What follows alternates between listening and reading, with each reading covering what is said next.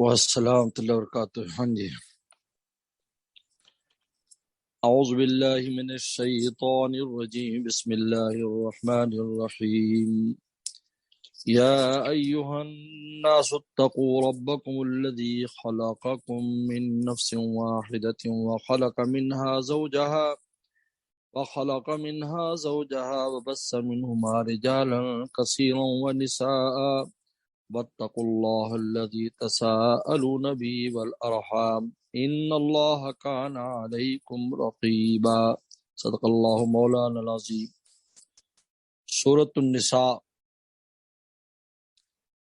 اس سے پہلے سورہ آل عمران آپ نے پڑھی ہے۔ سورہ النساء یہ مدنی ہے، اس لیے اس میں بہت احکامات کا بیان ہے۔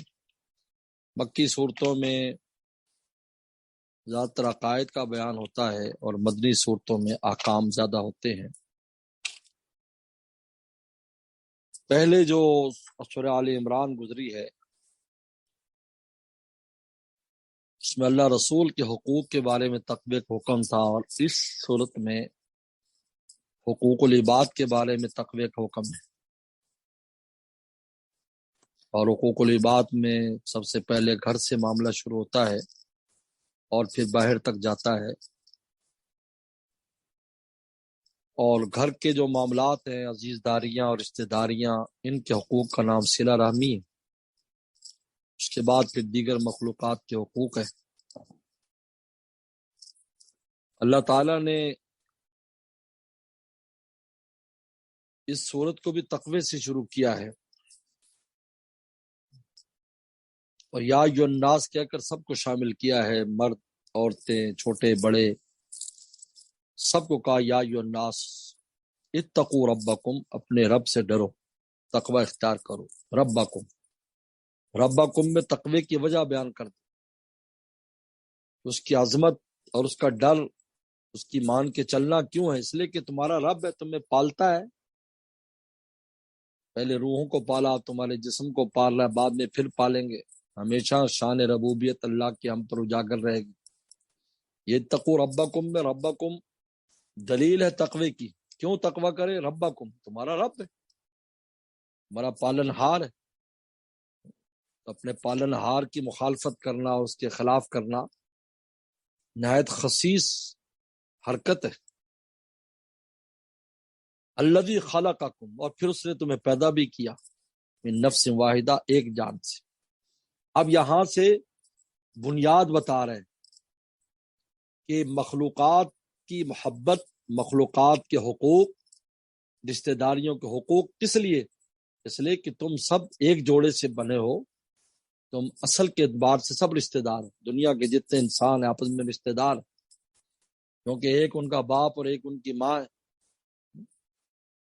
الذی خلقکم من نفس واحدہ، جن نے تم کو پیدا کیا ایک جان سے، یعنی آدم السلام سے۔ وخلق منہا زوجہا، اور اس آدم السلام میں سے اس کی بیوی بھی پیدا کی، اما حوا علیہ السلام۔ آپ سو رہے تھے تو آپ کی پسلی میں سے پسلی نکالی فرشتوں نے، اور اس سے اما حوا پیدا ہوئی۔ اس لیے عورت ٹیڑھی پسلی سے، کیونکہ وہ ٹیڑھی پسلی سے، پسلی ٹیڑھی ہوتی تو اس سے پیدا کیا انہوں نے۔ اسی کے اوپر گوشت کو چڑھا کر اور ایک اما کھڑی کر دی، اما حوا۔ اب یہ بنیاد جانی بتلا رہے، یعنی آگے جو حقوق العباد آ رہے ہیں اور صلہ رحمی آ رہی ہے، اس کی بنیاد یہ ہے کہ تم سب آپس میں رشتہ دار ہو۔ تمہارا آپس میں اللہ تعالیٰ پیدا کرنا چاہے تو اور بھی بہت دنیا میں چیزیں پیدا کرنے کے ہزاروں طریقے، لیکن انسان کو من نفس واحدہ، ایک جان سے پیدا کیا۔ وبث منہما رجالا کثیرا ونساء، اور پھر اس دو جوڑے میں سے بے شمار مرد اور عورتیں پھیلا دی، اس جوڑے میں سے پھر آگے آگے پورا عالم ایسے آباد ہو گیا۔ دنیا کو خطہ نہ جائے انسان نہیں۔ زیادہ تقوی اختیار کرو، اللہ سے ڈرو، اللہ سے ڈرو۔ دوبارہ پھر تقوی حکم دیتے ہیں، واتقوا اللہ، اللہ سے ڈرو، الذی تسالون بہ، جس کے ذریعے تم، جس کے واسطے سے سوال کرتے ہو، جس کی تم دعائیاں دیتے ہو۔ اللہ کی ہم دعائیاں دیتے ہیں کہ اللہ، لوگوں سے کہتے ہیں اللہ کے واسطے معاف کر دو، اللہ کے لیے ہمارا کام کر دو، اللہ کے لیے ایسا کر دو۔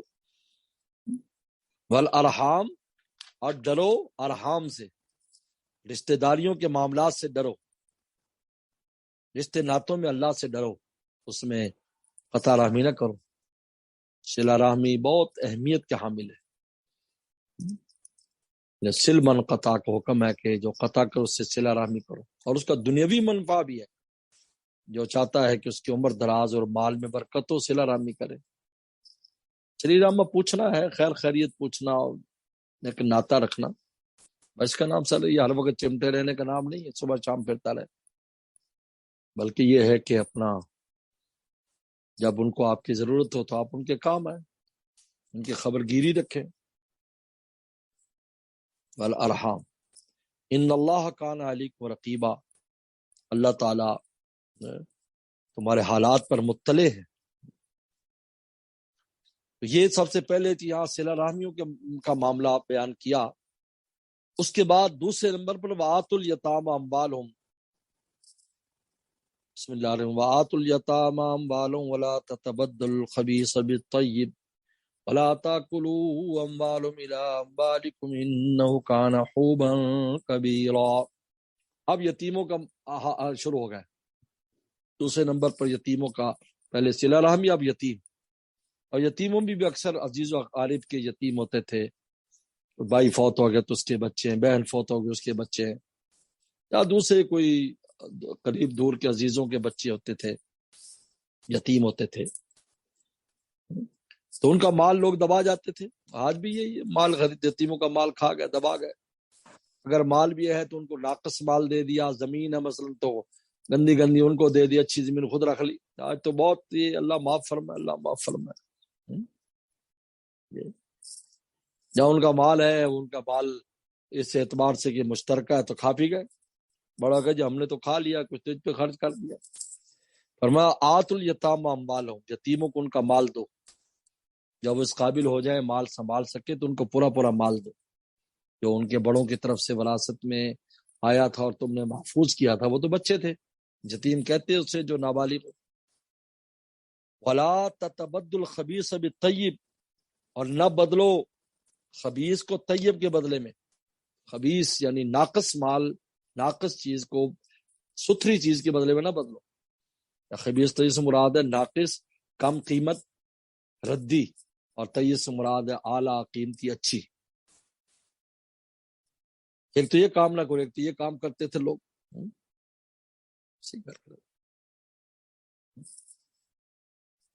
اور دوسرا کیا کرتے تھے کہ مال کھا جاتے تھے ان کا، یتیموں کی پرورش کے نام پر سارا کھا گئے۔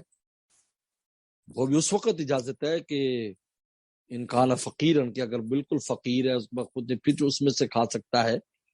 فرمایا ولا تاکلوا اموالکم الی اموالکم، نہ کھاؤ ان کے مالوں کو اپنے مالوں کے ساتھ ملا کر، یعنی مکس کر کے نہ کھاؤ، ان کا الگ رکھو مال، ان میں سے ان پر تھوڑا خرچ کرو، اپنے اوپر تو نہ خرچ کرو۔ اگر بہت فقیر ہے، تہی دست ہے، تہی دامن ہے، تو پھر اس میں سے لے سکتا ہے۔ انو کان حوبن کبیرہ، یہ دونوں باتیں کہ اچھے اور ردی مال دے کر اچھا مال خود قابو کر لیا اور ان کا مال اپنے مال میں ملا کر کھا لیا۔ فرمایا کہ نہ حوبن کے، یہ بہت بڑا گناہ اور وبال ہے۔ حوب کہتے ہیں وبال کو، گناہ کو، حوب وبال اور گناہ کو کہتے ہیں۔ یہ تو یتیموں کے بارے میں یہ دو حکم آ گئے یہاں پر۔ تو سب سے پہلے تو صلہ رحمی کا حکم دیا، اب یتیموں دو حکم دیے۔ ایک تو ان کے مال کو آپس میں تبدیل نہ کرو، اچھے مال رکھ کر برا دے دو، اور دوسرا ان کے مال کو اپنے مال کے ساتھ ملا کر نہ کھاؤ۔ یہ صدق اللہ مولانا العظیم۔ بس آج اتنا ہی کافی ہے، تھوڑی مجھے مصروفیت ہے، انشاءاللہ کل اور زیادہ پڑھا دیں گے۔ السلام علیکم۔ السلام علیکم ورحمۃ اللہ وبرکاتہ۔